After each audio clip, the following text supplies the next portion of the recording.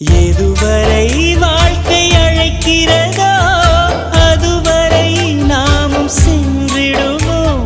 விடை பெறும் நேரம் வரும்போதும் சிரிப்பினில் நன்றி சொல்லிடுவோம். பரவசம், இந்த பரவசம் எந்நாளும் நெஞ்சில் தீராமல் எங்கே வாழுமே. கடவுள் தந்த அழகிய வாழ்வு